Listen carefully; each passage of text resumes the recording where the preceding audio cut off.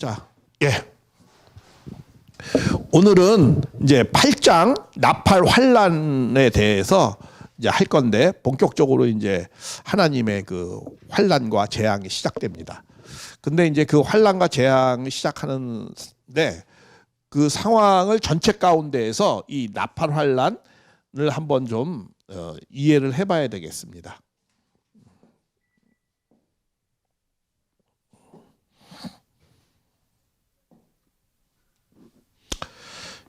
이 요한계시록의 전체의 주제는 이 주님이 곧 반드시 오셔가지고 지금 많이 핍박받고 있잖아요. 기독교 성도들이. 그 성도들을 핍박하는 사탄을 멸하고 그렇게 해서 어떻게 한다는 거야? 하나님의 나라와 백성을 구원하신다. 다시 찾아 세운다. 복귀하신다. 뭐 이런 의미입니다. 그래서 근데 그게 이제 시제로 보면은 계시록 1장 19절에 그랬어요. 네가 본 것, 이거 뭐 1장이죠. 그리고 지금 있는 일, 그때 당시에 7교회, 그 7교회는 전체 교회를 대표해서 보여주고 그러고 난 다음에 또 장차 될 일을 보여주리라. 그래서 장차 될 일, 이게 4장부터예요. 4장부터. 그래서 4장에는 시작이 어떻게 되냐면 일 후에 어떻게 해요? 마땅히 될 일. 마땅히 될 일. 마땅히 될 일이라는 게 뭐예요? 하나님의 나라와 백성을 회복시킨다라는 거예요. 그런 마땅히 될 일을 보여주리라. 이렇게 나와요. 장차 될 일을. 그래가지고 4장부터는 이거는 뭐냐면은 하나님 나라와 백성이 회복되는, 다시 말하면 미래 시제. 미래 시제 중에서 어떤 시제? 하나님의 나라와 백성을 반드시 구원해 주려는, 찾아 세우는, 복귀하는 이런 내용은 누가 하는 겁니까?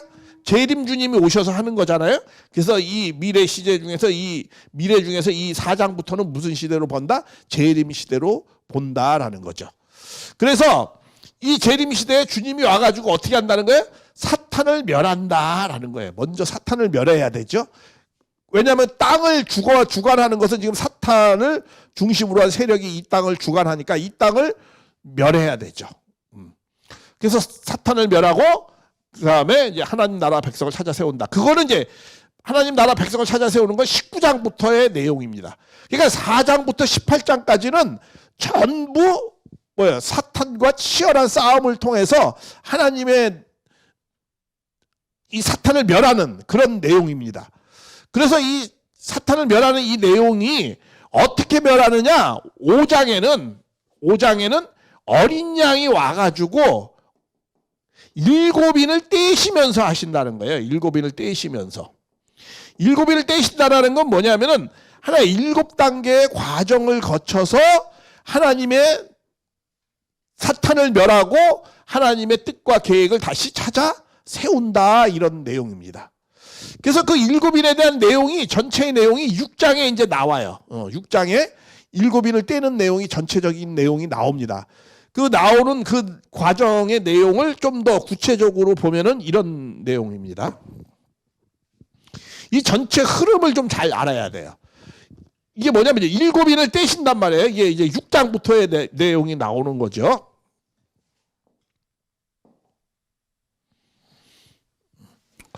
이게 이제 6장부터 이게 나오는 거예요. 6장 1절부터 이제 나오는데 7인에 대한 내용인데 이 네 번째 이는 네 말이 있어요. 네 말을. 이 네 말로 이렇게 나타나는 표현이 그때 당시에 재림 시대에 어떠한 내용이 있느냐 하면은 흰말을 타죠. 이게 재림, 이게 뭐냐면 흰말을 타서 이거는 뭐냐면 이 가짜 주님, 적그리스도, 가짜가 많이 나와서 활을 갖고 와서 이제 활개를 친다라는 거예요. 그리고 근데 그걸 갖다 정리하신다라는 거예요. 또 붉은 말을 탄 자가 또 와요. 이거는 공산주의 사상이죠. 재림 시대에 보면 그 공산주의 사상을 또 정리한다라는 거예요. 검은 말은 뭐냐? 이거는 인본주의적인 거. 그런 인본주의 사상, 무신론 쪽 중심으로 한 인본주의 사상이 많이 나온다라는 거예요. 그거를 멸하신다라는 거예요. 이게 무신론 실존주의 같은 그런 거죠. 대표적인 게. 그 다음에 4장은 뭐냐면 청황색말, 알록달록, 뭐 회교에 분파되어져 있는 뭐 빛나된주의, 뭐 과격파, 뭐 회교의 과격파 같은 것도 김일성의 아류, 공산주의 아류 저 김일성 주체 사상 뭐 여러 가지 알록달록 그 시체 같은 그런 인간을 사망케 하는 그런 사상이 또 막 활기를 치지만 그것도 다 정리한다라는 거예요.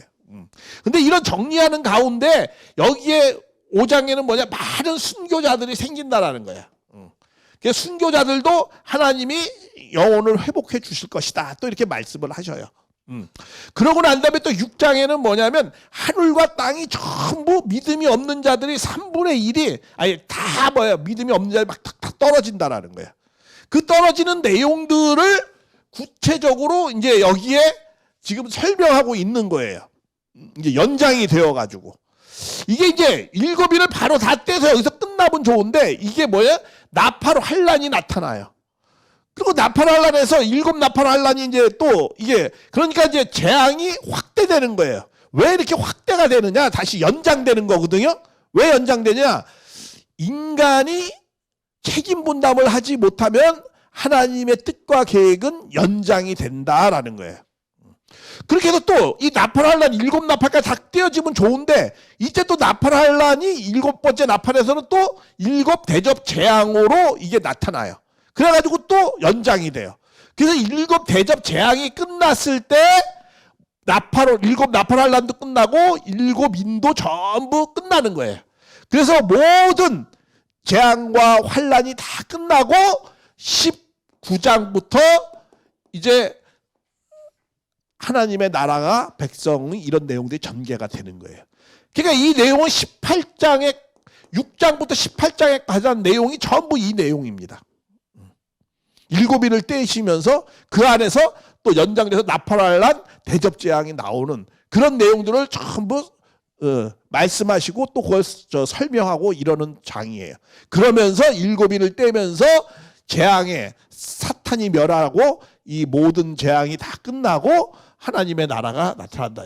이 내용은 어디에서 벌써 예언되어져 있었냐면 다니엘서 9장 27절에 뭐라고 그랬어요? 한 이레가 남아 있는데 다니엘서 9장 24절에 뭐라고 그래요? 다니엘이 하나님 나라가 영원한 하나님 나라가 언제 도래합니까? 그러니까 69일에가 초림 때 그거 다 지나가고 마지막 한 일회가 남았다는 거야. 한 일회 남은 것이 끝날 때 한 일회가 며칠이에요? 이게 7일이에요. 7일을 갖다 우리 뭐라고 그래요? 기독교에서 7년 대환란이라고 그냥 표현을 하는 거예요.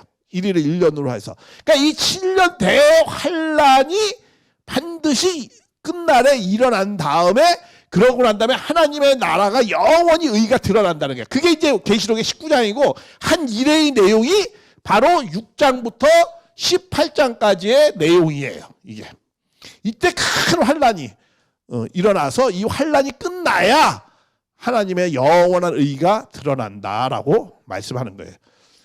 이 제한된 세계가 언제 다 끝납니까? 이렇게 다니엘이 물어보는 거거든요. 그랬을 때 이 69일의 초림의 내용을 설명하고 그 다음에 9장 27절에 재림의 내용을 한 일회의 내용을 설명해요. 그러면서 절반에는 이제 이게 나오는 거예요. 이제 나팔환란 대접재앙이 표현되어 있어요. 이 절반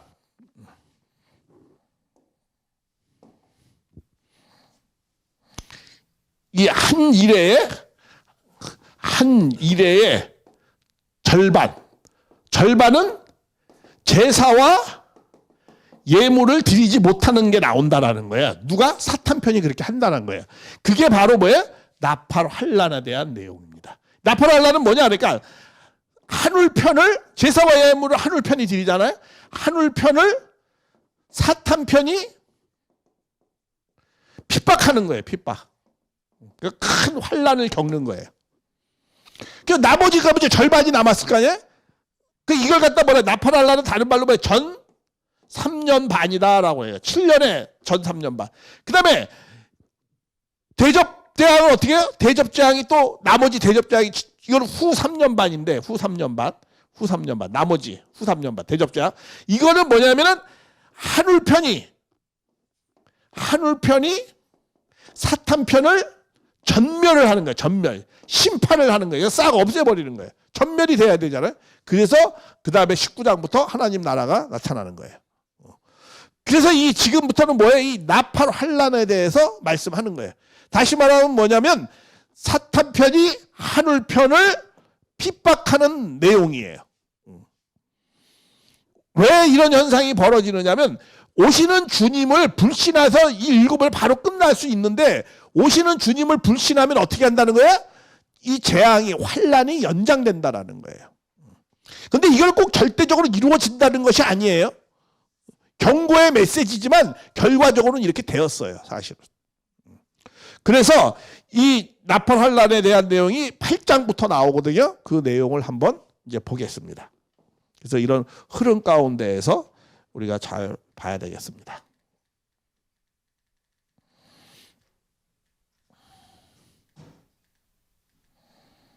자.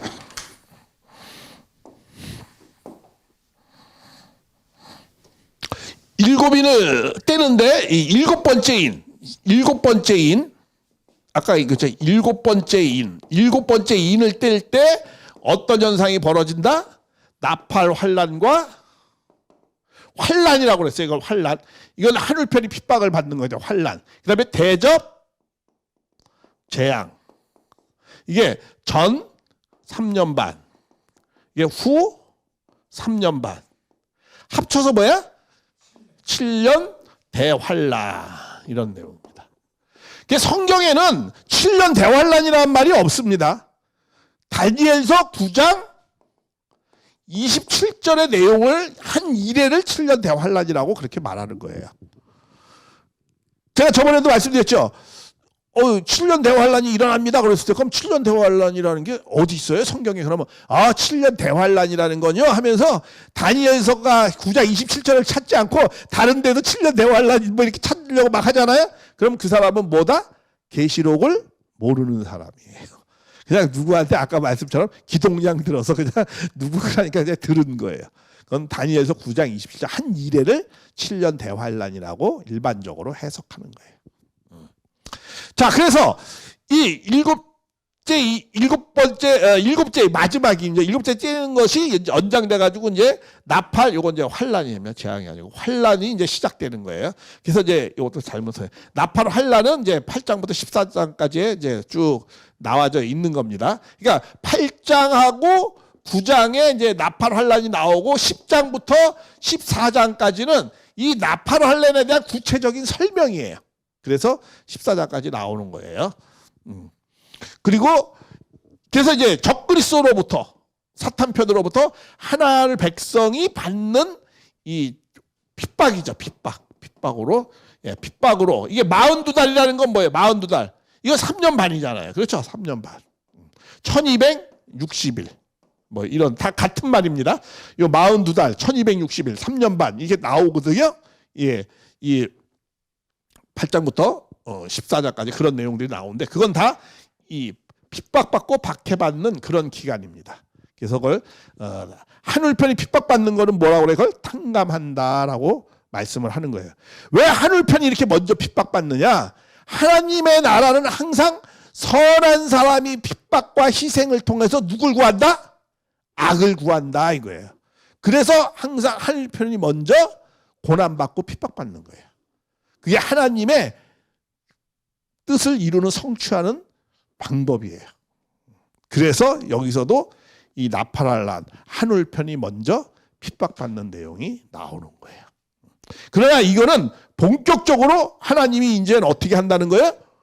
구원 섭리, 복귀 섭리를 진행하는 겁니다. 그래서 그런 관점에서 잘 이해를 하셔야 됩니다.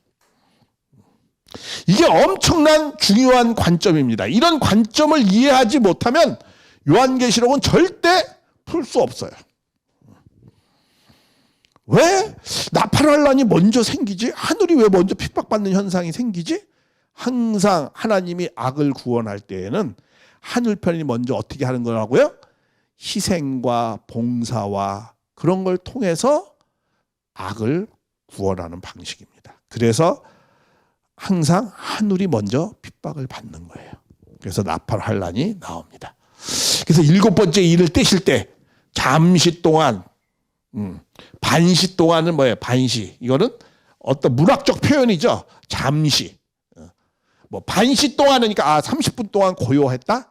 이런 것이 아니고 그 어떤 문학적 표현입니다. 그러니까 잠시 조금 고요한, 좀 기다리는 하나님이 그런 거예요. 왜 기다리죠? 인간이 회개하기를, 이 환난과 이런 재앙을 받지 않기를 바라는 그 마음이에요. 그게 좀 기다리는 거예요. 그러면서 또 여기 또 여러 가지 것이 내포되어져 있어요. 우리 이제 본격적으로 재림 주님이 구원 섭리, 복귀 섭리를 이제 시작을 한단 말이에요. 그러면은 우리 이런 거죠. 드라마 같은 데 보면 어떤 이런 거 있죠. 아침 조회 시간이나 뭐 중요한 그 대신들을 모아놓고 할 때는 먼저 대신들이 와서 탁 하고 저기 기다리고 있잖아요. 그렇죠? 그러면 이제 어떻게 나와요?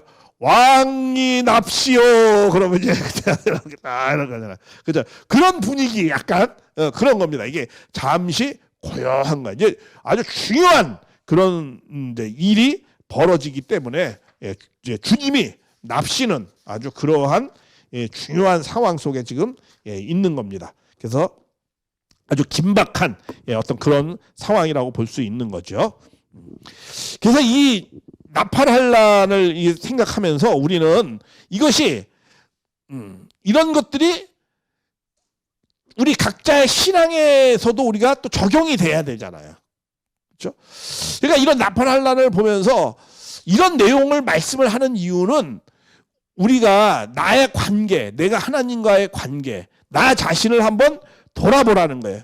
내가 시간을 엉뚱하게 이 중요한 시간에 엉뚱한 시간을 보내는 건 아닌지, 내가 세월을 그냥 무단하게 그냥 보내는 건 아닌지, 뭐 이런 내용들을 한번 자기가 현재 정말 잘 인생을 살고 있는지, 이게 마지막 때 주님이 오셔서 그런 중요한 한때거든요.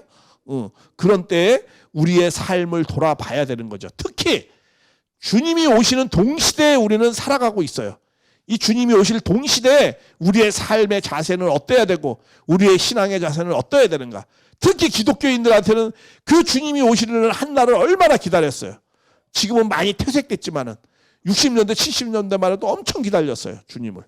막 삼각산에 가서 나원봉 장로들이 막 하늘을 쳐다보면 기도를 하고, 그냥 박태선 장로가 그냥 주님이 오신다고 그러고 막 이적과 기사를 다 했어요. 근데 주님이 오셨죠. 뭔가 영적으로 느낌이 있고 계시를 해주니까 많은 사람이 계시를 받았어요. 오셨는데 어떻게 오셨는 줄 아세요? 여러분들의 생각과는, 기독교의 생각과는 전혀 다르게 청파동에서 한학자 여사 문선명 선생님이 축복을 통해서 오셨어요. 어린 양의 혼인잔치를 해서 그렇게 조용히 정말 도적같이 그렇게 왔어요. 아무도 모르게. 왜? 불신하고 있으니까. 우리가 주님을 불신하면 주님은 도적같이 오는 거잖아요. 아무도 모르게. 하루를 보고자 해도 보지 못하는 그런 상황이 벌어진 거죠. 그래서 이거는 그러한 내용들을 한번 잘 생각해 봐야 된다는 거예요. 그래서 내 자신의 신앙의 모습을 한번 돌아보고 내가 순수했을 때 얼마나 주님을 그리워하고 갈망했는가, 그런 것을 한번 생각을 좀 하면서 우리가 이걸 좀 봐야 되겠습니다. 그래서 잠시 동안 고요하더니, 그러면서 내가 봄에 하나님 앞에 시위한 7 천사가 7 나팔을 받았더라. 이 나팔이라는 그 의미하는 바가 있습니다. 여러 군데서, 성경에서는 여러 군데 나옵니다. 뭔가 하나님의 역사를 시작할 때 빠빠라빠빠 한번 하는 거예요. 그리고 어떤 회중들을 이렇게 소집할 때, 뭔가 새로운 이 하나님의 싸움을 나라를 위해서 할 때, 소집할 때, 그럴 때에도 이제 민수기에 그런 내용이, 10장에 그런 내용이 나오죠. 이스라엘 민족을 소집할 때 그런 것도 나오고, 어떤 전쟁을 준비할 때, 드디어 이제 사탄편과의 하나의 일전을 벌리는 그런 상황, 그런 내용들. 그리고 주님이 이렇게 임재할 때, 나타나십니다 할 때 빠빠빠 울리고, 뭐 그런 거, 주님의 등장이라든가, 그리고 또 어떤 심판을 예고할 때라든가, 이럴 때 이 나팔을 부는 거거든요. 지금 이제 이게 나팔이라는 게 뭐냐, 하나님이 이제 전쟁을 시작하는 거예요, 사탄과의. 그렇죠. 그리고 또 주님이 임재하는 것일 수도 있고, 이제 여러 가지 의미를 함유하고 있는 거예요. 그래서 나팔을 들었더라, 이렇게 나오는 내용입니다. 자, 그 다음에 또 다른 천사가 와서 제단 옆에서 금향로를 가지고 많은 향을 받았느니 이는 뭐야? 모든 성도들의 기도가 합하여 보좌 앞에 그 금단을 드리고자 하니 이런 내용입니다. 이게 뭐냐면 계시록 5장 8절에 뭐라고 했어요? 성도들의 기도가 있다고 그랬잖아요. 그 성도들의 기도, 성도들의 많은 정성이 들여져서 그것을 어떻게 했어요? 금단 앞에 드리고자. 예, 주님 앞에 성도들의 정성은 누가 연락을 하는 거죠? 하나님이 연락을 하고 하나님을 대신해 누가 연락을? 주님이 그것을 연락하는 거예요. 그래서 성도들의 기도와 정성으로 주님이 힘을 받아서 한마디로 원리적으로 표현하면 뭐냐? 메시아를 위한 기대를 성도들이 기반을 만들었어요. 그걸 연락을 받았어요. 그걸로 이제 하나님이 사탄 편을 이제 멸하는 거죠. 멸하는데 이제 드디어 하늘이 사탄과 싸움을 시작하는 그런 내용입니다. 그래서 기도들이 합하여 금단에 들여서 모든 성도들의 기도들과 이런 것이 합쳐져서 된다라고 말씀을 하는 거예요. 많은 향로를 가지고 많은 향을 받는, 향이라는 거는 뭐예요? 그러니까 이 기도, 이게 하늘 앞에 자기의 소망이 하늘 앞에 연락되는 걸 향이라고 그러는 거예요.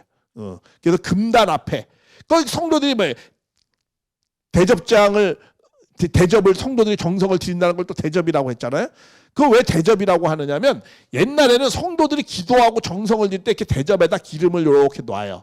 그래서 여기 기름에다 이렇게 심지를 이렇게 그래가지고 여기다 불을 밝히면은 이제 불이 이렇게 밝혀지는 거예요. 그러면 그 불을 밝히고 기도를 하는 거예요. 그러니까 이 대접은 뭐예요? 성도들의 기도의 정성 이런 것을 상징하는 거예요. 그리고 향로라는 거는 뭐예요?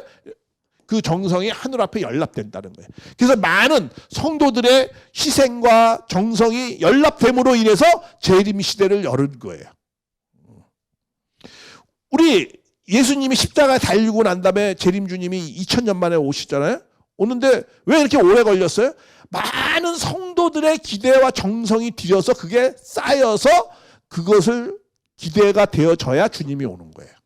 그래서 이렇게 많은 성도들의 정성과 이 희생했기 때문에 이제 주님이 사탄을 멸하는 근데 이제 나팔 환란이 이제 시작이 되어지는 겁니다. 그래서 드디어 하늘이 이제 전쟁을 한다. 주님이 이제 오셨다. 뭐 이런 의미로서 되어지는 겁니다.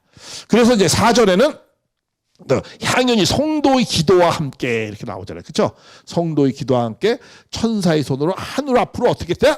이제 올라갔다. 이제 이렇게 나오는 겁니다. 그래서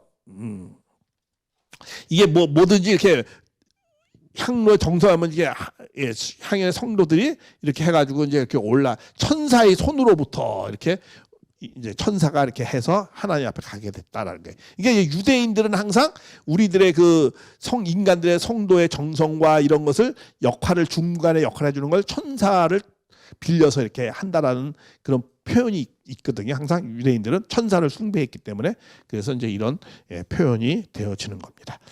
그래서 이제 드디어 이제 천사가 향로를 가지고 단위에 불을 담아다가 쏟음에 뇌성과 번개와 지진이 나더라. 그러니까 향로를 가지고 단위에 불을 담아다가 땅에 쏟음에 그러니까 이거는 뭐냐면 이제 성도의 기도가 정성이 연락이 된 거예요. 그걸로 이제 심판을 하는 거예요. 그 심판하는 걸 갖다가 뭐예요? 뇌성과 음성과 번개와 지진이 난다라는 거예요. 이제 세상을 드디어 멸하기 위해서 심판하기 위해서 하나님의 섭리가 시작이 되어지는 것입니다. 그러니까 이렇게 되기까지에는 어떻게 해요? 많은 성도들이 정성과 기도를 하면서 그 2000년 동안 얼마나 많은 성도들이 하나님의 나라를 그리워하면서 순교한 사람들이 많았겠어요. 또 기독교 초대교회만 해도 수십만이 죽었어요. 그렇죠?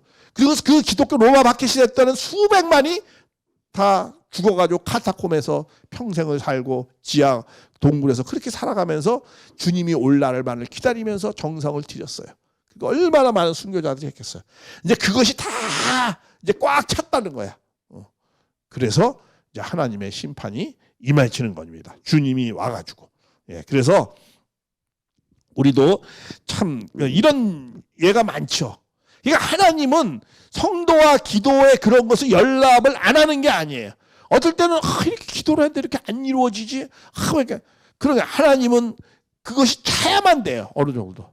기대가 조성이 되어야만이 그 응답이 나와요. 그리고 그것이 꼭 이루어질 때 하나님은 결정적으로 또 하시거든요. 예를 들면 우리 노예 해방 시켰잖아요. 얼마나 노예들이 흑인이 아프리카에서 미국에 와가지고 영국이나 유럽에서 얼마나 많은 짐승보다 못한 대접을 받아가면서, 그쵸? 그게 수백 년 동안 그렇게 했어요. 근데 그들이 죽으면서 얼마나 한이 맺혔겠어요. 정말 동물보다도 못한 대접을 받으면서 같은 인간이 인간을 그렇게 했어요. 그때 정말 얼마나 고통에 많은 사람들이 수십만이 수백만이 죽으면서 미국에서도 정말 짐승 같은 삶을 평생 그냥 목화만 따다가 죽고 그런 내용들이 있었어요. 채찍을 맞아가면서. 정말 인권이라는 건 없어요. 그때 그 흑인들이 얼마나 하늘 앞에 간절한 소망을 했겠어요. 그 아버지는 내가 죽으면서 나는 내 자식한테는 이런 것이 노예가 연장되면 안 되기를 바라면서 얼마나 기도도 하면서 하늘 앞에 때로는 원망도 했겠죠. 그러면서 하나님 언제 이거를 이 사슬을 나에게 풀어주실 것입니까? 라고 기도를 했어요. 그럼 하나님이 결국은 하나님 그걸 들어줘요, 안 들어줘요? 들어줬어요. 누가 했죠, 그걸? 링컨이 와서 했어요. 그렇죠? 그 기도의 연락을 받아서 링컨이 노예 해방을 했습니다. 또 마찬가지죠. 한국도 봐요. 일제시대 때 얼마나 많은 사람들이 희생을 했어요. 거기에는 물론 기독교인들, 그때는 소수였지만 기독교인들도 순교를 많이 당하고 얼마나 많은 사람들이 박해를 받으면서 또 우리 민족 종교를 가졌던 사람들이 하늘 앞에 얼마나 소원을 빌었겠어요. 우리나라를 언제 하나님이여 해방을 시켜줄 겁니까? 그러면서 그 하늘 앞에 기도와 정성을 얼마나 드렸겠어요. 그래서 그것을 하나님이 어떻게 했어요? 그 연락을 했죠. 그래가지고 어떻게 해요? 미국이 하나님의 기독교 국가인 미국이 그거를 해방을 시켰어요. 그때 당시에는 바로 이루어지지 않았지만 결국은 하나님이 그 기도에 연락을 하셨어요. 저는 또 지금도 그래요. 우리가 6.25 전쟁하기만 남북 통일에 대해서 얼마나 정성을 들이는지 몰라요.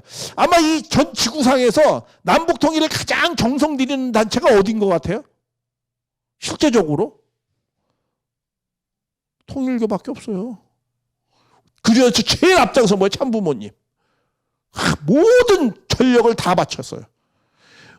통일교가요, 그 어마어마한 헌금이 들어와도 우리를 위해서 거의 안 썼어요. 다 북한을 위해서 다 썼어요. 그 주변 북한을 또 보여주기 위해서 중국에다도 판단하면서 너 봐라, 우리가 이렇게 해줄 것이다, 말만 들어라. 뭐 엄청나. 또 저기 그 자르덴이라는 이 브라질의 남한만한 땅을 샀어요. 그래가지고 거기서 소를 키우면 너 봐라, 너희들 굶으니 이 소를 내가 다 보내주겠다. 모든 굶는 것을 다 해결해주겠다. 뭐 모든 걸 갖다가 결국은 초점을 거기다가 맞췄어요. 그렇게 모든 걸 투입했어요. 우리 일본 식구들도 얼마나 정성을 들이는지 몰라요. 어떤 식구는 40일 금식을 한국 통일을 위해서 10번을 한 사람이 있어요. 40일 금식을 10번 했어요. 남북 통일을 위해서 정성을 들인다고. 일본 식구가 그 와사다 출신인데 내가 한번 만나봤었어요. 지금 한 70이 됐는데. 또 일본 여자가 7번을 칠수 완전 자기는 한다 해서 7번을 40일 금식 기도를 7번을 했어요. 근데 그 사람을 만나면서 감사하다고 많이 하고 그랬었어요. 일본에 있을 때. 그렇게 남북 통일을 위해서 정성을 들이는 그런 단체가 어디 있습니까? 지금도 변치 않고 오늘도 여기 끝나고 난 다음에 남북 통일을 위해서 또 연설을 하고 그렇게 하는 거예요. 끊임없이. 그러나 그 기도를 하나님이 받을 것 같아요? 안 받을 것 같아요? 받아요, 반드시. 조만간에 그 참부모님이 메시아가 그렇게 정성을 들이고 그렇게 이 모든 통일가의 가정연합의 식구들이 그 정성을 다 들였는데 하나님 그 연락 안 하겠어요? 반드시 하셔요. 근데 그게 가장 좋은 때, 가장 피를 부르지 않고 그럴 때 하시려고 하나님은 계속 기다리고 계세요. 때를 맞추시고 계시다라고 우리는 그걸 확실하게 믿고 있고 확실한 응답도 받고 있어요. 세상은 아무리 잠들고 있고 할지라도 결국은 섭리는 깨어있는 자가 가는 거예요. 아는 자가 이끌고 가는 겁니다. 역사는 깨어있는 소수가 이끌고 가는 거예요. 그렇게 해서 저희는 지금도 그런 걸 하고 있어요. 개인도 마찬가지죠. 개인도 여러분들 하면 막 재산 남겨주려고, 아유 아파트 한 채라도 어떻게 좀 남겨주려고, 아유 저금 통장에 뭐 자식한테 후손한테 그런 거 남겨주려고 아주 발버둥 치는 사람이 있어요. 그거 돈 갖고 다 독약이에요. 자식놈들 그거 먹고 다 병들어요. 영혼이 다 병듭니다. 그런 걸 좀 깨어 있었던 유한양행 사장은 절대로 자식한테 돈 안 남겼어요. 그런 거 남기려고 하지 말고 뭘 남기세요? 하나님의 나라를 위해서 정성 들이고 기도 드린 것을, 그런 것을 남기세요. 돈 한 푼에 아껴서 하지 말고요. 열심히 정성 들여서 그런 것을 후손을 위해서, 그래야 후손이 잘 되는 것이지. 돈 남겨줘봐야 싸움박질밖에 더 하겠어. 아파트 남겨줘야 자식놈들끼리. 그러니까 부모의 기도와 정성을 예금해서 통장에 남겨주세요. 그것이, 그렇게 해서 그건 반드시 하나님이 연락할 수 있는 정성이에요. 그것에 의해서 꼭 자식에게 천운이 상속이 되는 겁니다. 그러니까 그런 내용들을 우리가 정말 잘 생각해가지고, 그래서 우리가 정말 이런 하늘의 정성은, 우리의 기도는요 반드시, 우리의 기도는 하나님이 일을 내셔요. 반드시 연락을 하셔가지고. 그러나 사람이 계획하고 머리 쓰는 건 그냥 사람 일로 끝나버려요. 그러나 사람의, 우리 성도들의 정성의 기도는 하나님이 일을 해요. 그렇기 때문에 반드시 이 남북통일은 인간이 뭐 정치적으로 뭐 머리 써가지고 해서 될, 인간이 계획해가지고 해서 될 내용이 아니에요. 섭리적인 일 때문에 남북이 갈라진 거거든요. 메시아를 중심 삼고. 그렇기 때문에 섭리적인 하나님의 일을 하셔야 되는데, 하나님의 일은 어떻게 한다? 성도들의 기도와 정성이 도수가 차야 하나님이 그 섭리를 진행하신다라는 것을 우리는 알아야 되는 겁니다. 그래서 그런 내용을 우리가 잘 아시면서 했으면 좋겠습니다.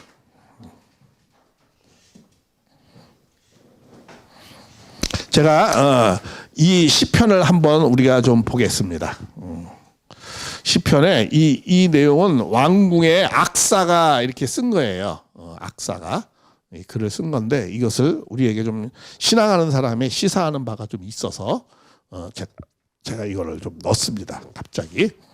자, 이게 뭐냐면 이런 겁니다. 우리는 그 선한 사람이 굉장히 신앙할 때 고통을 겪는 게 뭐냐면은 하나님을 안 믿는 사람이 더 잘 되는 거. 신앙하는 사람이 괜히 병 걸려서 암 걸려도 잘 죽고, 이런 걸 때 정말 우리는 의심하게 되죠. 정말 하나님이 계신가?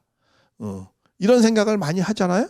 저 김정은이 저렇게 투실투실하게 살찌고 있고, 많은 사람들이 저렇게 양민이 굶어 죽는데, 정말 하나님이 계신가? 하나님이 계시다면 빨리 저렇게 정리를 해야 되지. 도대체 하나님 믿는 사람은 도리어 굶어 죽고, 하나님을 믿는 사람, 핍박하는 사람은 투실투실 살만 쪄서 건강하게 더 잘 살고, 이럴 때 우리는 어떤 생각이 들까? 신앙하는 사람으로서. 야, 정말 하나님이 계시나? 하나님이 정말 우리에게 역사를 하시나? 이런 생각을 하죠. 옛날에 사람들도 많이 그런 생각을 했어요.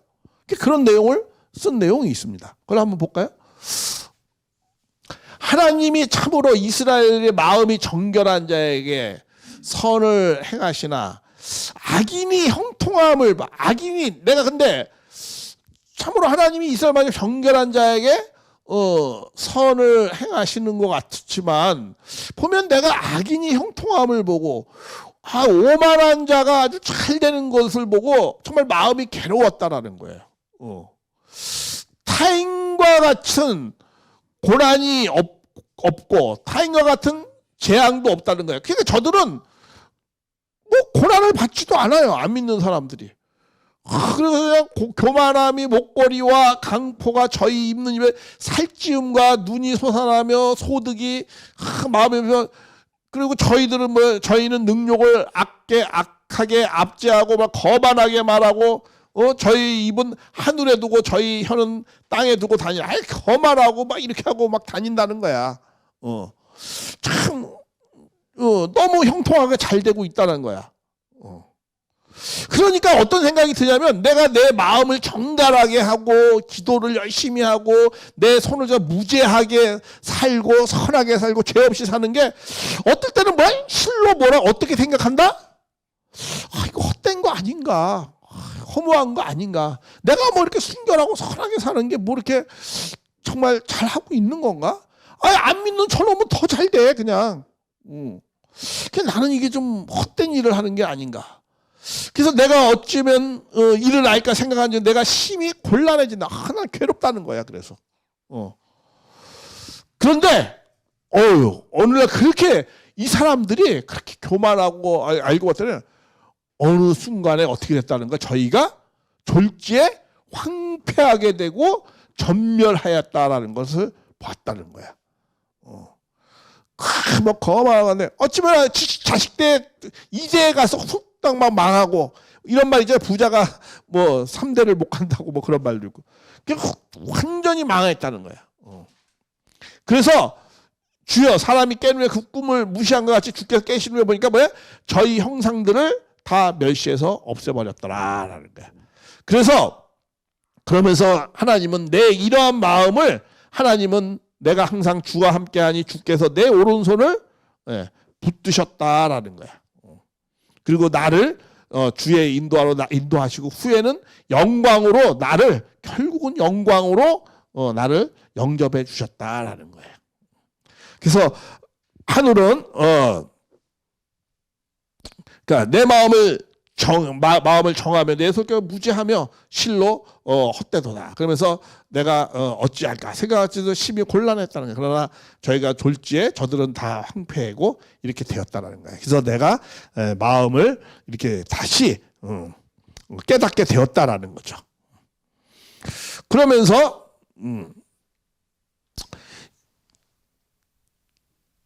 누가 내게 있으려 땅에 주밖에 사모할 자가 없다. 그래서 나는 항상 이제 하나님과 가까이하고 주 여호와여 나를 피난처로 삼았으며 모든 행사를 내가 이제는 주님을 열심히 전해야 되겠다. 이런 생각을 했다는 거야.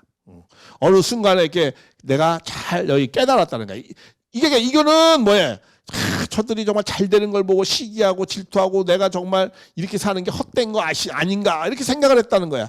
그런데 어느 날 내가 어쩌면 내가 이를 알까 생각한즉 심히 곤란하여 하더니 저희가 황폐하고 졸지에 그런 다 망하고 이런 걸 내가 하나님 성소에 들어가면서 그걸 내가 깨달았다라는 거예요. 그래서 내가 역시 주님은 공평하시고 뭐 해서 내가 주님을 계속 전하게 되었다. 이렇게 말씀을 하고 있는 겁니다. 그래서 결국은 하나님이 그들을 다 직멸하신다라는 거예요. 그런 내용을 말씀하는 거죠. 아까 이게 조금 전에 이와 같이 결국은 불을 쏟아낸다는 거예요. 하나님이.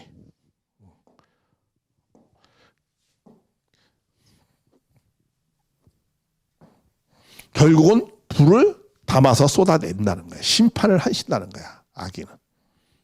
그런 내용을 말씀을 하고 있는 겁니다.